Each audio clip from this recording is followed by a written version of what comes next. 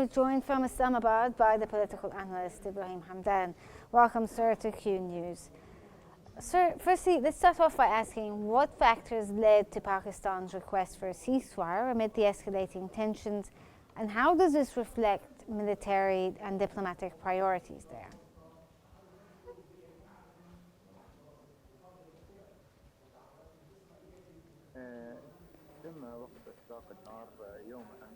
Ceasefire took effect yesterday, following a mediation made by the US President Donald Trump between Islamabad and New Delhi in order to ease the current situation and tension between the two arch rivals, in order to avoid any exasperation in the future that would harm the interests of two countries.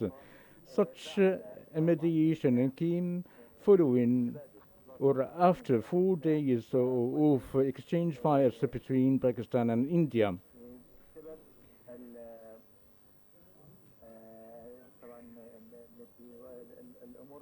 Because the incident that took place in Kashmir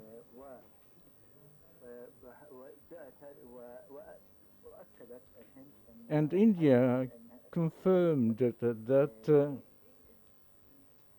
it targeted a terrorist sites within the Pakistani cities, but in fact this is not real. These areas were already provided and populated. Well, sir, I mean, there have been exchanges of allegations of ceasefire violations from both sides. These, allegations, along with, the media hyping up the situation, how does this impact the credibility of the respective governments in the eyes of their own citizens when it comes to the ceasefire and the escalations?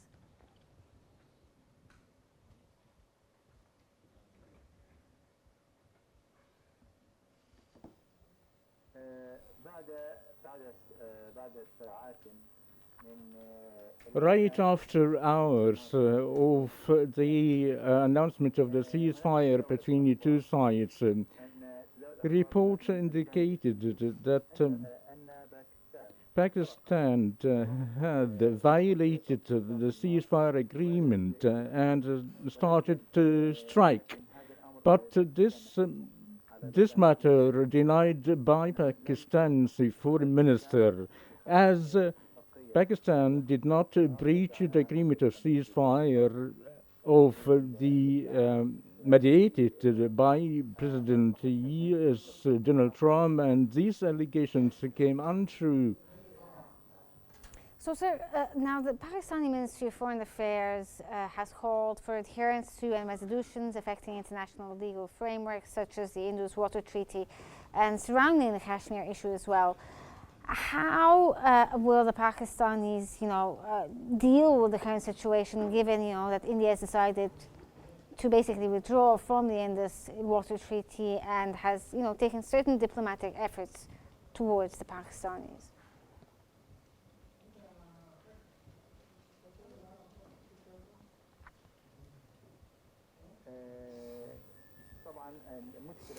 Certainly, the waters issue between Pakistan and India is a long-standing issue according to the Indus waters treaty between Pakistan and India. But the matter that India wishes to end such a treaty because that would put Pakistan in some sort of a dilemma, and this would be like a chip or a bargain chip to be treated by Pakistan. But Pakistan, within the meeting expected to be held tomorrow, Monday, between the two sides, they will cut. It is anticipated that both sides will tackle the issue of the Indus River along with Kashmir dispute and the effectiveness of the ceasefire and the truce that took effect yesterday. Well, sir, do you believe that these maneuvers, whether it be economic maneuvers or political maneuvers, diplomatic ones, such as the attempts to stop the IMF, tranche of loan to Pakistan by the Indians, do you think this may have an effect on the hold of the ceasefire itself, or the negotiations for a ceasefire, continued ceasefire?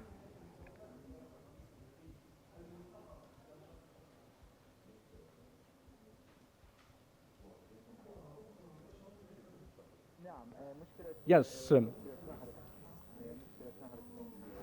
the issue of the Indus River is still suspended between India and Pakistan. And the second point, the possibility of future problems and issues. So if we've ended the issue that lasted for 4 days between the two sides, and problems are going to be expected later on if they do not agree upon the issue to be addressed yesterday as to be resolved erratically, and for the both sides to reach a solution to end this dispute along with Kashmir borders issue, and for both countries not to resume the clashes and fighting between the two sides. Okay, from Islamabad, that was the political analyst Ibrahim Hamdan. Thank you for joining us here on Q News.